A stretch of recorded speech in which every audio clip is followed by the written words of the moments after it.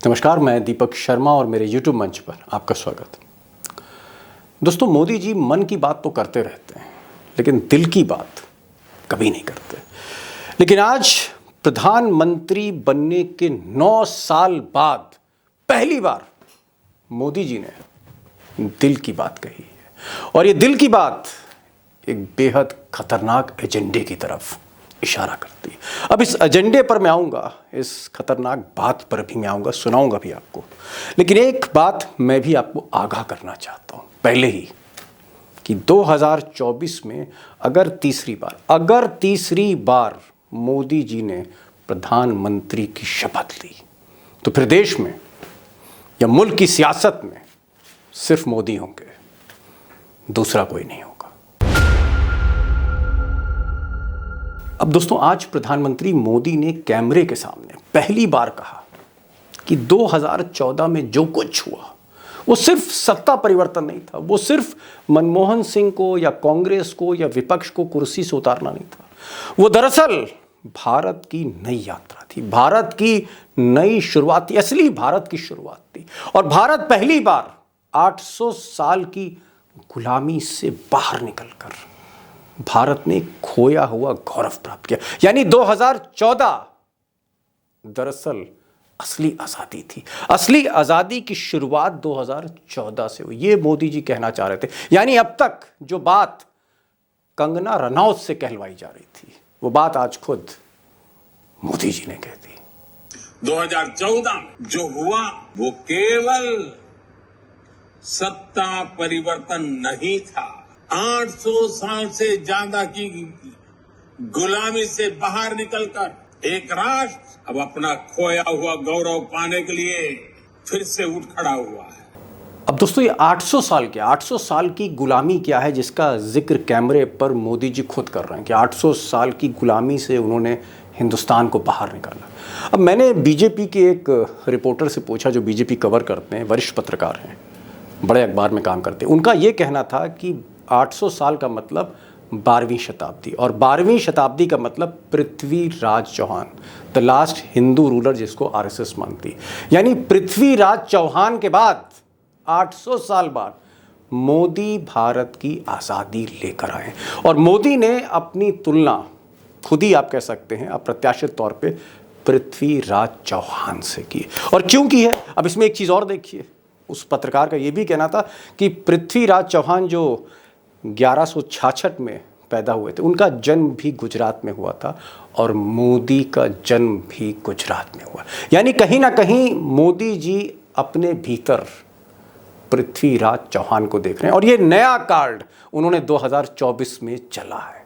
800 साल से ज्यादा की गुलामी से बाहर निकलकर एक राष्ट्र अब अपना खोया हुआ गौरव पाने के लिए फिर से उठ खड़ा हुआ है। अब दोस्तों, मोदी क्यों 800 साल का जिक्र कर रहे हैं, पहले इसको समझ लेते हैं, फिर आगे बढ़ेंगे कि ये मोदी की हताशा है, निराशा है, क्या हिंदुस्तान हाथ से निकलता हुआ दिख रहा है, क्या बीजेपी की जो इंटरनल रिपोर्ट्स आ रही हैं वो ज़मीन हिला देने वाली हैं अमित शाह और मोदी की, क्या मोदी वाकई डेस्परेट हो गए हैं, और तब उन्हें 9 साल बाद पृथ्वीराज चौहान याद आया है, और पृथ्वीराज चौहान की याद दिला रहे हैं, और उसका एक नए अवतार के रूप में खुद को पेश कर रहे हैं। मैं इस पर आता हूं, लेकिन मैं पहले 800 साल देखना चाहूँगी। 800 साल का जिक्र क्या, ऐसा क्या हो गया 800 साल में जिसको सिरे से मोदी जी ने आज खारिज कर दिया। अब 800 साल अगर आप देखेंगे तो हम 12वीं शताब्दी पर जाएंगे, जहां पृथ्वीराज चौहान थे, आखिरी बैटल हारे थे। उसके बाद मुस्लिम रूट सल्तनत का स्टार्ट हुआ था, उसके बाद मुग़ल आए, मुग़ल के बाद फिर ब्रिटिशर्स आए, ब्रिटिशर्स के बाद फिर स्वतंत्रता आंदोलन शुरू हुआ उसी वक्त, और फिर आज़ादी मिली 1947 में, और महात्मा गांधी, सुभाष चंद्र बोस, सरदार पटेल, अब्दुल कलाम, तमाम आप नाम लेते चले जाइए, नेहरू तक, इंदिरा गांधी तक, ये बीच में आते चले गए इन 800 साल में। हकीकत तो यह है कि इसी 800 साल में अटल बिहारी वाजपेयी और लाल कृष्ण आडवाणी भी आए, एक बार 77 में, उसके बाद 99 से लेकर 2004 में। और ये जितने भी नेता हैं, जितने भी लीडर हैं, कहीं ना कहीं ये हिंदुस्तान को आज़ादी नहीं दिला पाए। असली आज़ादी 2014 में आई, जी हाँ, 2014। पृथ्वीराज चौहान के बाद नरेंद्र दामोदर दास मोदी। अब दोस्तों ये जो 800 साल की गुलामी से बाहर निकालने की बात कह रहे हैं, या भारत की जो खोई हुई गरिमा है या जो गौरव है उसको वापस जो दिलाया मोदी ने 2014 में और अब तक, इसके पीछे 3 कारण हैं। एक पहला कारण ये है, जो जानकारों का कहना है, मेरी भी सहमति है, कि हिंदुत्व का एक नया अंडरकरंट है। आप कह सकते हैं एक नए फॉर्म में वो हिंदुत्व के करंट को फिर से पैदा करना चाहते हैं, सक्रिय करना चाहते हैं। 24 से पहले साल भर बचा है। दूसरा, विपक्ष मुक्त भारत करना चाहते हैं कि अगर गुलामी की तरफ अगर हिंदुस्तान बढ़ा तो उसके पीछे विपक्ष जिम्मेदार है, बीजेपी मोदी नहीं है। और ये जो विपक्ष मुक्त भारत है उसके लिए उन्होंने एक भ्रष्टाचार की लड़ाई का ऐलान कर दिया है और आने वाले समय में कई बड़े नेता जेल जाएंगे, उस पर फिर कभी प्रोग्राम करेंगे।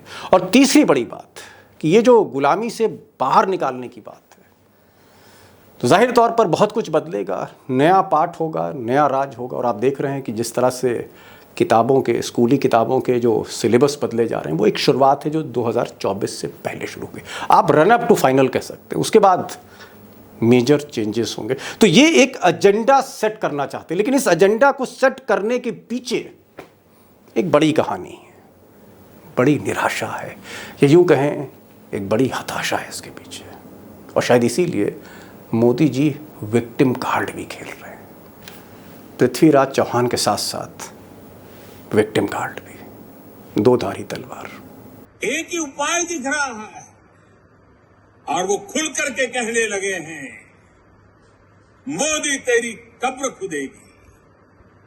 अब दोस्तों 9 साल के बाद जो मोदी जी ने दिल की बात कही आज कैमरे पर, मुझे लगता है कि इस 9 साल तक इस सच को जो दिल के अंदर वो दबाए रखा उन्होंने, उसके पीछे 9 साल की एंटी इनकम्बेंसी भी है, महंगाई भी है, बेरोजगारी भी है, पटरी से उतरती अर्थव्यवस्था भी है, और हर तरफ एक रोष असंतोष सा है, खासकर डबल इंजन की सरकारों में। अगर हम गुजरात और उत्तर प्रदेश को बाहर कर दें तो बाकी राज्यों में अगर आप देखें जो इंटरनल सर्वे बीजेपी के पास आ रहा है, चाहे वो मध्य प्रदेश हो, चाहे वो छत्तीसगढ़ हो, चाहे वो हरियाणा हो, चाहे वो महाराष्ट्र हो जहाँ बीजेपी की सरकार है, चाहे वो बिहार हो जहाँ बीजेपी की सरकार थी, जहाँ चाहे वो झारखंड हो जहाँ बीजेपी की अभी भी ज़मीन है, यहाँ से जो इंटरनल सर्वे बीजेपी के पास आ रहे हैं और जो सूत्र बताते हैं, तकरीबन 60 से 70 सीटों का नुकसान बीजेपी के हो रहा है। और इसीलिए कहीं ना कहीं अमित शाह जो चाणक्य हैं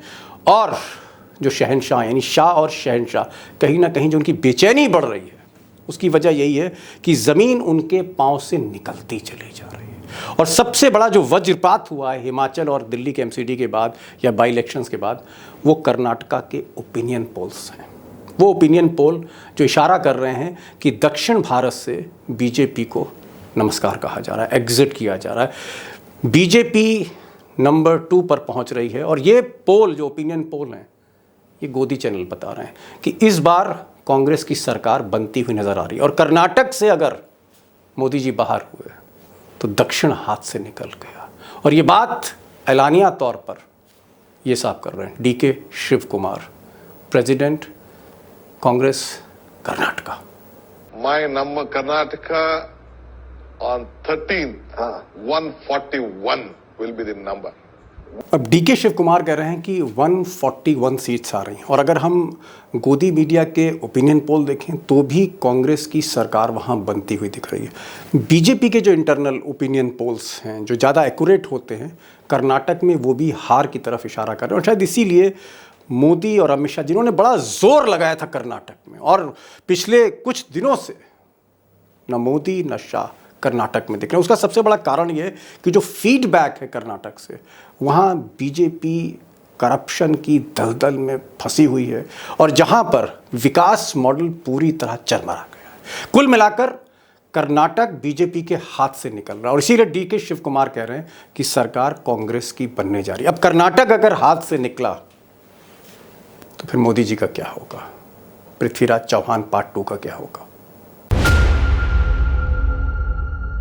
अब दोस्तों कर्नाटक में अगर बीजेपी की सरकार जाती है तो फिर प्रचंड बहुमत वाली मोदी सरकार का क्या होगा, इसका इम्पैक्ट 2024 के सुपर फाइनल में क्या होगा। नंबर एक चीज़ ये कि कर्नाटक में बीजेपी की सरकार नहीं थी। दरअसल सरकार तो वहाँ कांग्रेस और जेडीएस की थी, जिसको सीबीआई, ईडी, इनकम टैक्स की मदद से गिराकर बीजेपी ने अपनी सरकार बनाई थी कर्नाटक में, और वो सरकार भी अब जाते हुए दिख रही है। कर्नाटक में अगर सरकार गई तो पूरा दक्षिण भाजपा से साफ हो जाएगा। केरल में बीजेपी की अभी भी प्रेजेंस नहीं है। तेलंगाना में और आंध्र प्रदेश में बीजेपी बहुत कमज़ोर स्थिति में, और तमिलनाडु में हमेशा की तरह बीजेपी पिछले कुछ सालों से सीटें जीतने में पूरी तरह से असमर्थ है। और अगर आप ईस्ट कोस्ट देखेंगे तो चाहे आप उसमें उड़ीसा देख लीजिए, या उड़ीसा के आगे झारखंड देख लीजिए, या झारखंड के आगे पश्चिम बंगाल देख लीजिए, एक पूरा टुकड़ा ईस्ट और साउथ, जो साउथ ईस्ट आप कह लीजिए, वो बीजेपी की हद से बाहर होता चला जा रहा है। और प्रचंड बहुमत वाले मोदी पहले प्रधानमंत्री होंगे। मैं नेहरू जी की बात नहीं कर रहा, लेकिन इंदिरा गांधी ऑनवर्ड्स, राजीव गांधी, उसके बाद इवन अटल बिहारी वाजपेयी, या फिर नरसिम्हा राव, या फिर मोदी जी, जिनके पास बहुमत था, जो थोड़े बहुत मजबूत थे, जिन्होंने अपना टर्म पूरा करने की कोशिश की थी, कोई भी ऐसा प्रधानमंत्री नहीं है जो दक्षिण से पूरी तरह साफ। अटल बिहारी वाजपेयी के समय में भी, चाहे वो तमिलनाडु हो, चाहे वो आंध्र प्रदेश हो, नायडू बाबू के तौर पे उनके पास एक साझेदार था। लेकिन पहले प्रधानमंत्री होंगे बहुमत वाले जिनका साउथ से या साउथ ईस्ट से पूरा डिस्कनेक्ट होगा, और ये जाहिर तौर पर बीजेपी की जीत पर 2024 पे पानी फेर देता है। अब दोस्तों, अगर कर्नाटक बीजेपी के हाथ से निकल जाता है 13 मई को, तो अगर आप नक्शा देखें, पॉलिटिकल मैप देखें और मोदी सरकार का पॉलिटिकल मैप देखें, जिसमें मैं महाराष्ट्र इसलिए नहीं गिन रहा हूं क्योंकि महाराष्ट्र में सरकार को गिराकर ज़बरदस्ती मोदी जी ने अपनी सरकार वहाँ पर स्थापित करने की कोशिश की, और यही काम उन्होंने मध्य प्रदेश में किया। मध्य प्रदेश भी बीजेपी हार गई थी, जहाँ पर जोड़ तोड़ कर इनकम टैक्स और 10 तरह से प्रलोभन देकर सरकार बनाई थी। तो मध्य प्रदेश को मैं बीजेपी का काउंट नहीं करूँगा और महाराष्ट्र का काउंट नहीं करूँगा।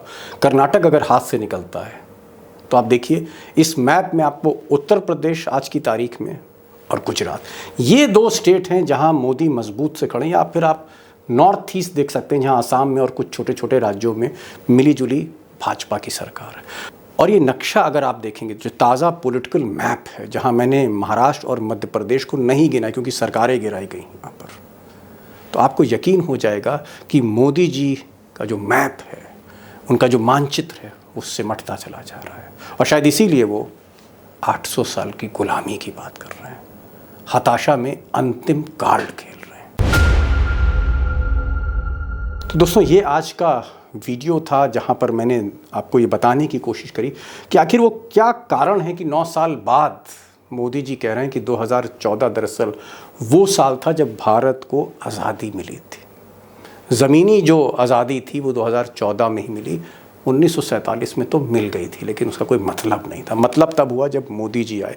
और जो बात कंगना रनौत से कहलवाई जा रही थी, सहमे सहमे डरते डरते किसी तरह मोदी जी ने आज कही डाली दिल की बात।